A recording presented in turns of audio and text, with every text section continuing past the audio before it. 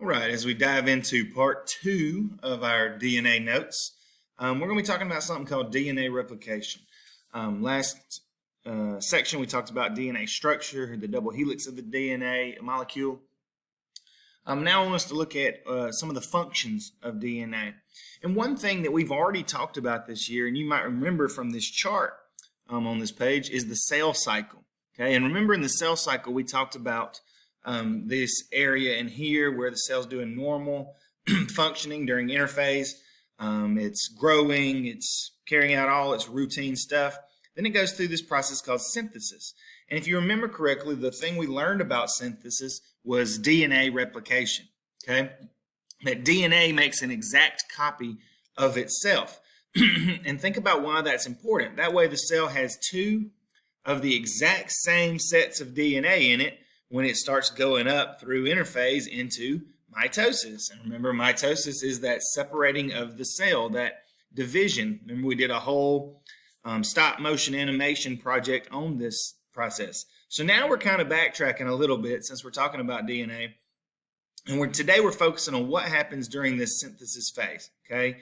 When DNA replicates or makes an exact copy of itself, an identical copy of itself. So when the cell, the entire thing, including the nucleus where the DNA is housed, separates and forms two of them, there'll be two copies of DNA. That way one cell is identical to the next cell.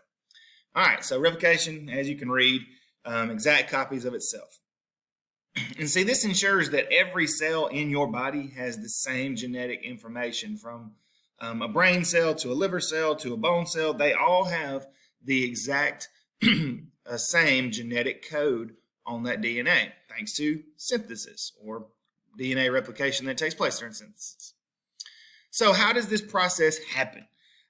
We go back to what we learned last part of our notes about the structure of DNA, this double helix, this double ladder, okay, with the two blue represented here, backbones, if you will, and then these nucleotides in the middle. Ask yourself, do you remember the base pairing rules?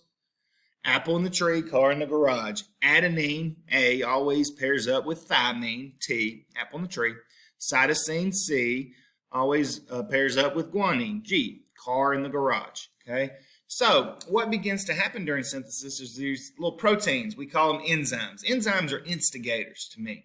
Enzymes throughout your body and all living things prompt other things to happen, okay? That's why I call them instigators. They instigate stuff. They're going to carry out the process of replication. In the beginning, enzymes begin to unzip, if you will, the double helix. Okay, and there's these enzymes called DNA polymerases.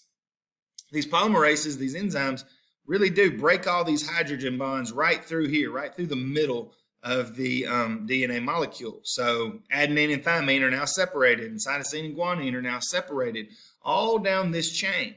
Okay, hydrogen bonds are very weak. And that was important, I mentioned last time, are broken now. And the molecules start to separate, exposing these bases. Now they're open to all the inside of the nucleus. Okay? One cool thing is that this happens many different places at the same time on the DNA molecule. So it's not like it starts at the end like you think of a zipper, and you pull the zipper down or up or whatever to unzip it. This happens lots of different places on the DNA molecule. So this happens fairly quickly. And we're going to look at that time frame here in a minute. Then, when these bases are exposed, there's free-floating nucleotides over here in the nucleus. They're just kind of hanging out, just like this one right here, okay, or this one here. They're just kind of floating about. All right, they're the little hydrogen or nitrogen-containing bases, the phosphates, and then the sugars. Remember, that makes up a nucleotide. They've just kind of formed together and formed bonds, and now they're floating around.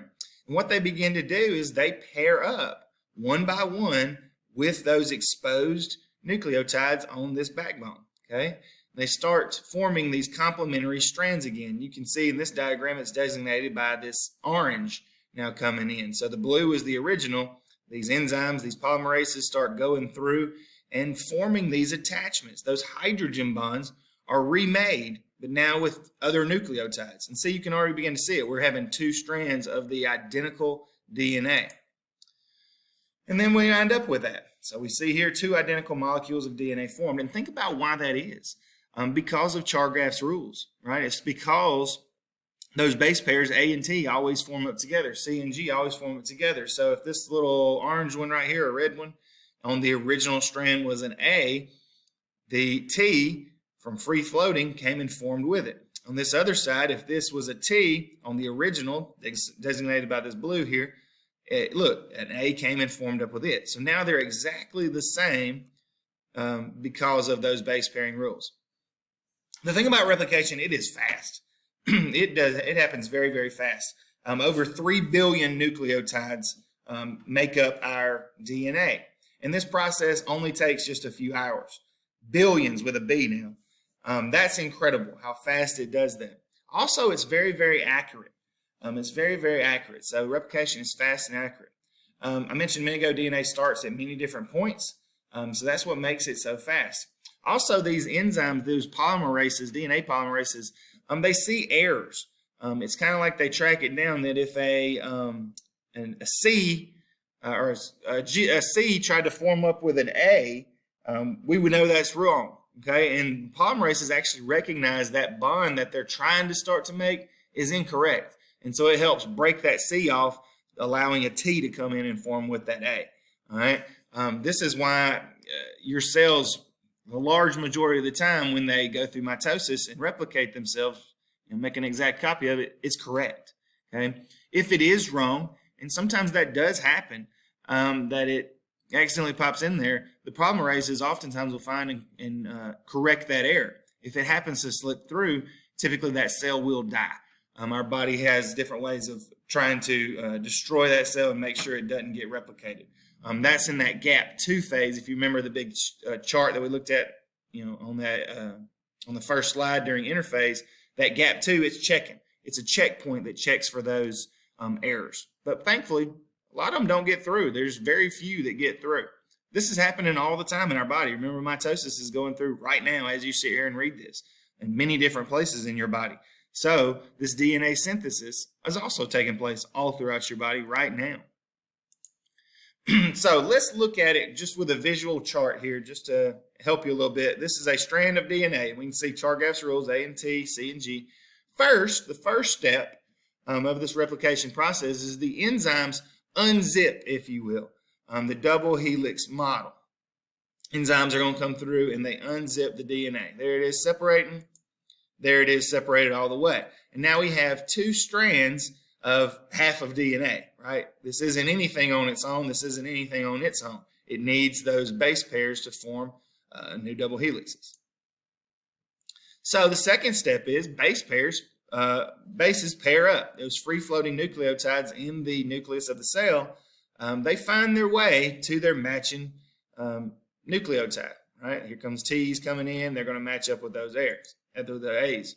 More of them start to come in, and now we start to see this chain forming. We see their backbones of these two free-floating nucleotides come in, and they actually start to attach to each other. Once that weak hydrogen bond is made, these covalently bond together. We can see that happening on both sets of our original sides. Those backbones, that's what I just said, they begin to assemble this new DNA. They come in very quickly and accurately, and we can start to see them coming in, and boom. The end result is now 2 identical molecules of DNA. The DNA has been duplicated.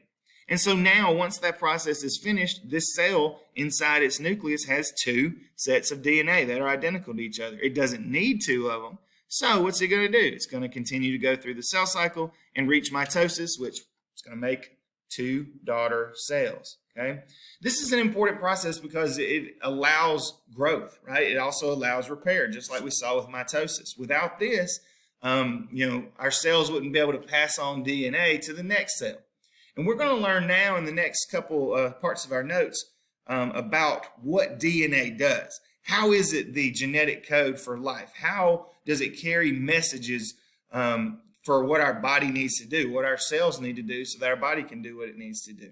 Okay, but it all happens with DNA replication. Just some questions we can look at together. What bonds hold DNA strands together? That's hydrogen bonds. Remember, hydrogen bonds in the middle. Why is it important these are weak bonds? So that they can tear apart and join back together over and over and over and over again. What's the name of the enzyme that adds DNA nucleotides to the growing chain? It's DNA polymerase. Polymerase. It's just an enzyme. Remember, enzymes are instigator. DNA polymerase. Each new DNA molecule contains what combination of new and old strands? Well, one side is completely the original, and one side is the new strand that came from the free flow nucleotides. And then the other DNA molecule has the same thing. Part of it's old, part of it's new. And where does DNA replication occur? Well, it happens in the cell, or the nucleus of a cell. Okay, that's where the DNA is housed, and it forms those chromosomes. At this point, those chromosomes are still kind of chromosome spaghetti, so it's kind of unwound. It hadn't formed up like it will later on when chromosomes replicate. But this DNA strands occur in the nucleus of the cell. And if you're thinking about in the process of the cell cycle, it happens in synthesis. Okay, it happens in synthesis, which is a part of interphase. So this is before mitosis that cell division can take place. Please feel free to use these notes on your assignments. Get those student notes completed.